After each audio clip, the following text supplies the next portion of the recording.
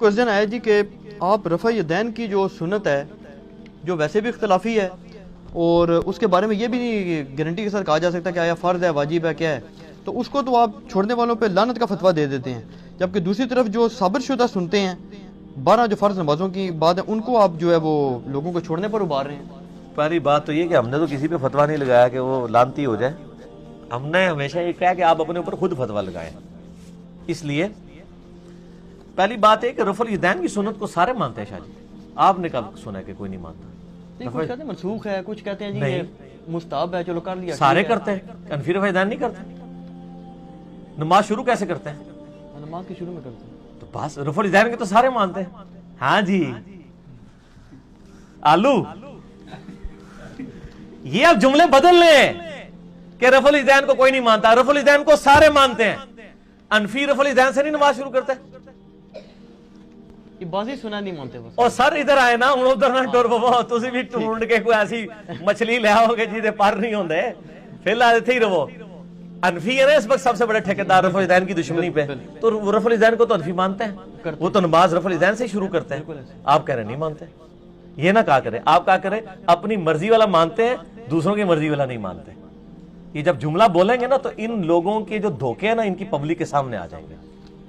یہ نہ کہ رفع الیدین کو نہیں مانتے، عید کے اوپر کتنے رفع الیدین کرتے ہیں انفی؟ رکتے ہی نہیں نے جی، اس وقت تو ان کو خیال نہیں آ رہا ہوتا کہ رفع الیدین منسوخ ہو گیا ہے، اور رفع الیدین جی نماز کا سکون برباد کر دیتا ہے۔ تسی جیڑی نماز سال بعد پڑھنی ہوندی ہے وہ بھی بے سکونی نال پڑھ دے ہو، اور وتر روزانہ رفع الیدین نہیں کرتے تیسری رکعت میں؟ کرتے کیوں کرتے ہیں؟ تو یہ آج نیا جملہ لے جائیں کہ رفع الیدین پہ اجماع ہے، رفع الیدین کو سارے مانتے ہیں، ہاں کچھ اپنے مرضی والے رفع الیدین مانتے ہیں، دوسروں کے مرضی والے نہیں مانتے۔ ہم الحمدللہ سارے رفع الیدین مانتے ہیں جو احادیث میں آئے ہیں۔ میرا رفع الیدین پہ ڈیٹیل لیکچر ہے، مسئلہ 70B، رفع الیدین سے متعلق فرقہ وارانہ نظریات کا تحقیقی جائزہ، جس میں 8 دھوکے جو انہوں نے دیے ہیں۔ کبھی گھوڑوں کے دموں والی حدیث لے آتے ہیں، اور کبھی جو ہے وہ بت رکھ کے والی حدیث لے آتے ہیں، کبھی کہتے ہیں جی خلفائے راشدین سے ثابت کریں، وہ بھی کیا ہے، کبھی کہتے ہیں وفات تک ثابت کریں، وہ بھی کیا ہے۔ میرا تو دعویٰ ہے سنی شیعہ کی نماز ہی ایک ہے سوائے انفیوں کے، باقی تو سارے ایک طریقے سے نماز پڑھتے ہیں۔ تو عباسی جو ہے نا میں ان کے ساتھ ہے، عباسی منافق نہیں ہے، عباسی پہلا رفع الیدین بھی نہیں کرتے۔ وہ پہلا بھی نہیں کرتے۔ ہاں میں تو کتنے عرصے سے کہہ رہا ہوں کہ انفی پہلا رفع الیدین چھوڑ دیں تو میں ان کی مخالفت چھوڑ دوں گا۔ جب آپ پہلا کریں گے اور دوسرا تیسرا اور چوتھا اس کے ساتھ آپ دشمنی رکھیں گے، ہم آپ کو حدیثیں بھی دکھائیں گے، پھر تو ہم آپ کہیں گے نا آپ اپنے فرقے اور بابوں کو لے کے چل رہے ہیں، آپ قرآن و حدیث کو نہیں مان رہے۔ اب بازیوں نے انکار کیا نا تو پھر واقعی انکار کیا، وہ تو ڈائریکٹ وہ ہاتھ بھی نہیں مانتے، جی وہ آتی ارسال الیدین کہہ کے ڈائریکٹ اللہ اکبر کہہ کے نماز شروع کرتے ہیں، ہاتھ بھی نہیں اٹھاتے۔ تو سر یہ تو بڑی ٹھیک بات ہے نا کہ انہوں نے پہلا بھی چھوڑ دیا، وہ اللہ کو کم از کم کہہ سکتے ہیں کہ اللہ ہم رفع الیدین کو نہیں مانتے تھے اس لیے ہم نے نہیں کیا۔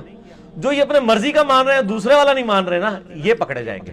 تو میرا تو ایک کلپ ہے رفع الیدین سے فرار کے بہانے، وہ آپ کے ساتھ ہی ریکارڈڈ ہے، ہزاروں لوگ دیکھ چکے ہیں۔ ان کے بہانے ہیں، کبھی کوئی بہانہ ڈالتے ہیں، کبھی کوئی بہانہ ڈالتے ہیں۔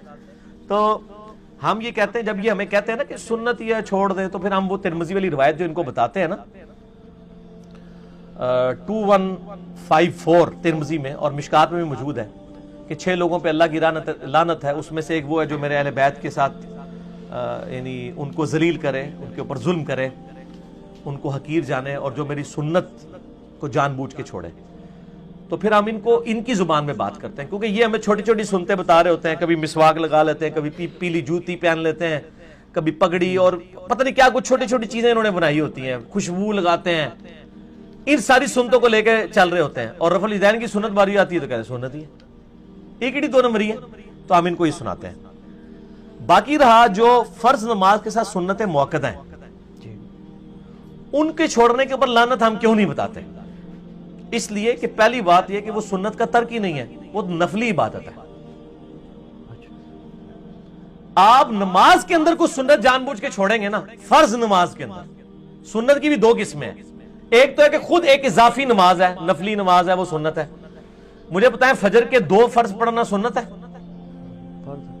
نہیں، سنت بھی تو ہے نا نبی اسلام کی۔ اور فجر سے پہلے جو 2 رکعتیں نفل ہیں، سنت موقدہ جسے ہم کہتے ہیں، وہ بھی سنتیں ہیں۔ تو سنت تو فرض پڑھنا بھی ہے، سنت تو نفل پڑھنا بھی ہے، یہ سنت کی ٹرم تو محدثین کی ہے۔ میرا چیلنج ہے دنیا کی کسی حدیث کی کتاب میں یہ سنت موقدہ کا لفظ ہی موجود نہیں ہے. بخاری مسلم اٹھا کے دیکھیں, ام عائشہ کہتی ہیں کہ نبی صلی اللہ علیہ وآلہ وسلم فرض نماز کے علاوہ 12 رکعتیں پڑھا کرتے تھے. 2 فجر سے پہلے, 4 زور سے پہلے, 2 زور کے بعد, 2 مغرب کے بعد, 2 عشاء کے بعد. اور اس کو کہا یہ ساری 12 نفلی عبادت کیا کرتے. نفل عربی میں کہتے ہیں اضافی کو. سنت موقدہ تو فقہا نے ٹرم ڈیوائز کی ہے کہ جو نوافل آپ نے ہمیشہ پڑھے وہ موقدہ ہیں, جو کبھی پڑھے چھوڑ دیے وہ غیر موقدہ ہیں. اس طرح انہوں نے تفریق کی ہے. تو پہلی بات ہے سنت کا تو لفظ ہی کوئی نہیں ہے یہ 12 موقدہ کے لیے. پہلے تو یہ لفظ لبو نا, پھر اگلا سوال کرو. یہ تو ہے نفلون کہتے ہیں اضافی نماز. فرض نماز کے اندر جو سنتیں ہیں اس میں تو نبی علیہ السلام کا حکم ہے صحیح بخاری میں 634 نمبر, سلو کما رأیتمونی اصلی, نماز اس طرح پڑھا کرو جس طرح مجھے نماز پڑھتے ہوئے دیکھتے ہو. جب آپ فجر کے 2 فرض پڑھ رہے ہیں تو ان فرضوں کے اندر جو ارکان آپ نے ادا کرنے ہیں وہ تو سنت طریقے پہ ادا کرنے ہیں نا, وہ تو نہیں چھوڑنا. آپ جو پہلے کی 2 سنتوں کے یہ نوافل کی بات کر رہے ہیں وہ تو نماز ہی الگ ہے نا. اس میں بھی آپ سنتے چھوڑیں گے تو ہم آپ کو کرٹیسائز کریں گے کہ یا تو نہ پڑھو, پڑھنی ہے تو یہ لولی لنگڑی نہ پڑھو, پوری صحیح طریقے سے پڑھو, یا پڑھو ہی نہ. کوئی نہیں آپ کو کہے گا. آپ ہر سوموار کو روزہ رکھیں اور پھر توڑنا شروع کر دیں جان بوجھ کے, تماشا بنا لیں, تو ہم آپ کہیں گے یار اسے بہتر نہ رکھو. کوئی نہیں آپ کو کچھ کہے گا. لیکن آپ رکھتے ہیں, توڑتے ہیں, یا اس کے آپ روزہ بھی رکھے ہوئے ہیں سوموار کا نفلی, پھر ساتھ کھانا بھی کھا رہے ہیں اور کہہ رہے ہیں جی وہ کھانے سے روزہ نہیں ٹوٹتا, تو ہم آپ کہیں گے یار یہ مذاق تو نہ اڑاؤ, اس سے بہتر آپ نہ رکھو. ہم بھی یہ کہتے ہیں کہ جو فرض نماز کے اندر سنتیں ہیں, جو فرض نماز کا طریقہ ہے اس کو تو نہ بدلیں. جو الگ سے ایک الگ نماز ہے نفلی نماز, اس کو اگر آپ نہیں پڑھتے تو آپ کے اوپر کوئی لعنت والا معاملہ نہیں. اس کو نبی علیہ السلام نے خود مشروع نہیں کیا, لیکن آپ نے کہیں یہ نہیں فرمایا کہ جو میں فرض نماز پڑھ رہا ہوں اس کے اندر جو میں سنتیں ادا کر رہا ہوں یہ تم چھوڑ دیا کرو, خیر ہے. 2 الگ چیزیں ہوگی نا, سمجھ آئے گی آپ کو بات. اور باقی جو لعنت والا معاملہ ہے نا, سنت چھوڑنے پہ لعنت, یہ سنت کو حقیر سمجھ کے چھوڑنا ہے. ویسے تو سوموار کا روزہ رکھنا بھی سنت ہے. آپ کو سوموار کا روزہ نہیں رکھتا میں اس پہ لعنت بھیج دوں گا؟ نہیں, کیوں بھیجوں گا؟ نبی علیہ السلام نے نہیں فرمایا. سنت کو حقیر سمجھ کے چھوڑنا, اور معذرت کے ساتھ جو رفع الیدین چھوڑ رہے ہیں وہ سنت سے نفرت اور حقیر کی وجہ سے کر رہے ہیں. وہ کہہ رہے ہیں نماز کا سکون برباد کرتی ہے, او جی بت رکھ کے آندے سن ایک مکھیاں مار دے رہندے ہو. یہ لفظ کون استعمال کرتا ہے؟ سنت کا مذاق کون اڑاتا ہے؟ یہ لوگ ہی اٹھاتے ہیں. اور انہوں نے کیا اڑانا ہے؟ ان کے بزرگ بھی اڑاتے رہے. میرا یوٹیوب پہ آپ کلپ دیکھ لیں تو آپ کو کلیئر ہو جائے گا کہ سنت کا مذاق کہاں سے اڑانا شروع ہوا ہے. امام حنیفہ رحمہ اللہ سے رفع الیدین پر مناظرہ, حدیث کی کتابوں سے میں نے وہ مناظرہ بتایا, وہ آپ دیکھ لیں کلپ, آپ کو پتہ چل جائے گا. تو یہ سنت کا مذاق جو بھی اڑائے گا نا اس کے اوپر ہے کہ اللہ تعالیٰ کے نبی علیہ السلام نے سنت کو مذاق سمجھ کے اس کو اڑاتا ہے, اس کے اوپر لعنت ہے. اگر کوئی ویسے سستی کی وجہ سے چھوڑتا ہے وہ الگ بات ہے, لیکن جب آپ فرض نماز پڑھ رہے ہیں اس کے اندر جتنے ہیں اس کے تو آپ ٹکڑے نہ کریں, اس نماز کو تو صحیح طریقے سے ادا کریں نا. اس کے الگ کی نماز ہے, آپ نہ پڑھیں, پوری نہ پڑھیں, لیکن جو نماز آپ نے پڑھنی ہے وہ تو نبی علیہ السلام کے طریقے پہ پڑھنی ہے نا, اس میں تو آپ نے نہیں کہنا. اور میں نے کہا ان کی چڑ بھی صرف رفع الیدین سے ہے, انہوں نے کبھی نہیں کہا خیر ہے سنا چھوڑ دیا کرو روزانہ, آمین بھی سنت ہے چھوڑ دیا کرو, سبحان ربی العظیم بھی ان کے نزدیک سنت ہے.